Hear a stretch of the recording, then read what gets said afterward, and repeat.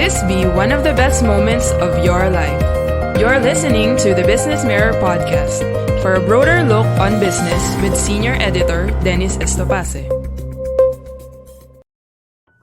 Good day. Welcome to Business Mondays with BM, a segment of the Business Mirror BM Broader Look podcast that tackles the performance of the Philippine stock market. The Business Mondays with BM podcast is based on the stock market outlook story written by Business Mirror reporter VG Kabuag and comes out every Monday. Today we podcast week 11 of the stock market outlook for March 8 to March 12, 2021. For the text version online, please go to the Business Mirror website and search for Stock Market Outlook. For the print edition, please go to the company section of the Business Mirror newspaper. Let's get on with the story. Last week, share prices recovered with the main index staying at the 6,800 point level after investors became elated with the news of arrival of vaccines against COVID-19. But the gains were paired by the end of the week with the announcement of a high inflation rate for February. The benchmark Philippine Stock Exchange Index gained 86.51 points to close at 6,881.37 points. The main index was up during the first 3 days of trading before succumbing to profit-taking starting Thursday. Average daily trading for the week was at 7.99 billion pesos, while foreign investors were net sellers at 2.77 billion pesos. Other sub-indices posted gains with the exception of the mining and oil index, which plunged 477.21 points to close at 8,854.46 points. The broader all shares index rose 38.24 to 4,158.54. The financials index added 0.43 to close at 1,477.62. The industrial index increased 131.34 to 8,786.68. The holding firms index climbed 139.15 to close at 7,059.23. The property index gained 22.67 to 3,479.81, and the services index was up 11.27 to close at 1,464.63. For the week, gainers led losers 127 to 103, and 25 shares were unchanged. The top gainers for the week were Boulevard Holdings Incorporated, Abra Mining and Industrial Corporation, Prime Media Holdings Incorporated, Ace and Exor Incorporated, City and Land Developers Incorporated, and Concrete Aggregates Corporation B. The top losers, on the other hand, were Da Vinci Capital Holdings Incorporated, Pacifica Holdings Incorporated, Philippine Estates Corporation, Mark Ventures Holdings Incorporated, Global Ferronickel Holdings Incorporated, and Keppel Philippines Holdings Incorporated A. This week, share prices may continue on a downward trend as the rising inflation rates start to worry investors. Inflation for February came in at 4.7% from 4.4% in January. This was the highest since December 2018, when inflation was at 5.1%. Inflation in January was at 4.2% and in February 2020 was at 2.6%. In the first 2 months of the year, the average inflation was at 4.5%.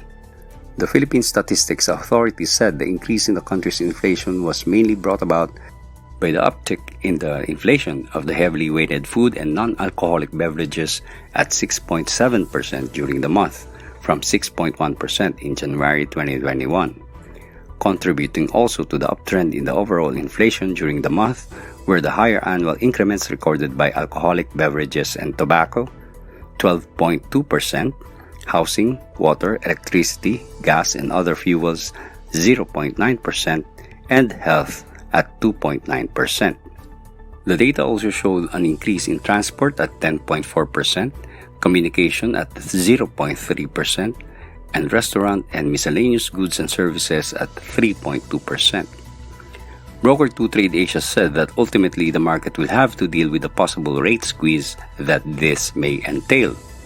The online broker said that with the Bangko Sentral ng Pilipinas monetary policy just around the corner on March 25, expect funds to run more prudent trading policies.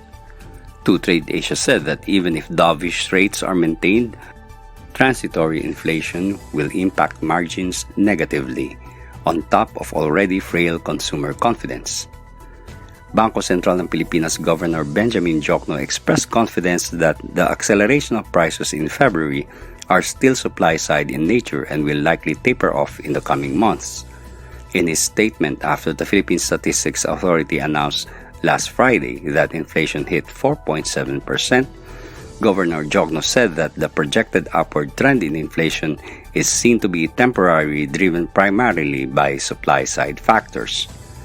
The sources of near-term inflation are supply-side shocks in nature that should not require a monetary response unless they lead to second-round effects, Governor Diokno told reporters.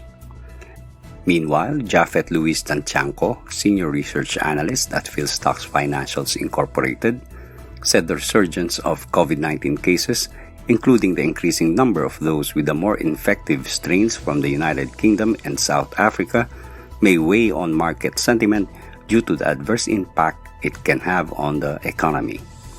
This includes dented consumer and business confidence, as well as the risk of re-implementation of strict social restriction measures, Tanchanco said. Tanchanco added that investors are also expected to monitor the movement of the U.S. bond yields. A further rally in the said yields may lead to more foreign fund outflows, which would intensify selling pressures, Tanchanco said. Investors are also expected to take cues from the upcoming corporate earnings reports and employment figures next week. Support at the Philippine Stock Exchange Index is seen at 6,600 and resistance is seen at 6,900 according to Tanchanco. For the stock picks, broker Philstocks Financials Incorporated said Philippine National Bank is seen to benefit from the expected recovery in bank lending this year amid improving economic sentiment. Risks coming from bad loans are expected to remain elevated, however, which in turn is seen to weigh on the bank's recovery, Philstocks Financials said. The price-to-earnings ratio of the Philippine National Bank in its 2020 close of 29.35 was at 6.14 times below its 2015 to 2019 average of 7.88. Meanwhile, its price-to-book ratio at the said close stood at 0.29 times, which is below its 2015 to 2019 average of 0.53 times. This shows that Philippine National Bank is undervalued based on the historical average, Philstocks Financials said. Philstocks Financials placed a target price on the shares of Philippine National Bank at 36 pesos and 80 centavos. The shares of Philippine National Bank closed last Friday at 25 pesos apiece. Meanwhile, the broker also recommended to buy the shares of Security Bank Corporation, whose shares are also undervalued based on its historical price-to-earnings and price-to-book ratio. The price-to-earnings ratio of Security Bank Corporation at the close of 2020 at 134 pesos and 50 centavos was at 11.18 times, below the 2015 to 2019 average of 14.72 times. Moving forward, Security Bank Corporation is expected to return to its growth trajectory this year amid the pickup in bank lending stemming from the expected rise in business and consumer confidence, Philstocks Financials said. Loan loss provisions may continue to weigh on the bank, however, amid elevated default risk, tempering its recovery, Philstocks Financials added. Philstocks Financials gave a target price on the bank at 162 pesos and 30 centavos. The shares of Security Bank Corporation closed last week at 128 pesos and 10 centavos apiece.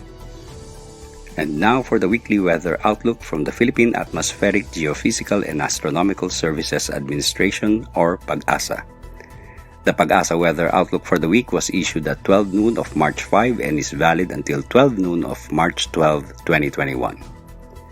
The PAG-ASA forecasts that by today, March 8 until Wednesday, March 10, The easterlies will continue to prevail in most parts of southern Luzon, Visayas, and Mindanao, while the effect of northeast is expected to weaken. Cagayan Valley, Ilocos Region, and the Cordillera Administrative Region will have partly cloudy to cloudy skies with isolated rains. Meanwhile, Metro Manila and the rest of the country will experience generally fair weather condition except for isolated rain showers or thunderstorms, mostly in the afternoon or evening. Pag-asa said that on Thursday, March 11 and Friday, March 12, Mindanao will have cloudy skies with scattered rain showers and thunderstorms due to the easterlies. Cagayan Valley and the Ilocos region will expect partly cloudy skies due to the ridge of high pressure area. Pag-asa said that Metro Manila and the rest of the country will experience generally fair weather condition except for isolated rain showers or thunderstorms. Thank you for listening to the Business Mirror podcast. For a broader look on business, follow us on Facebook and Twitter at Business Mirror. Until next time.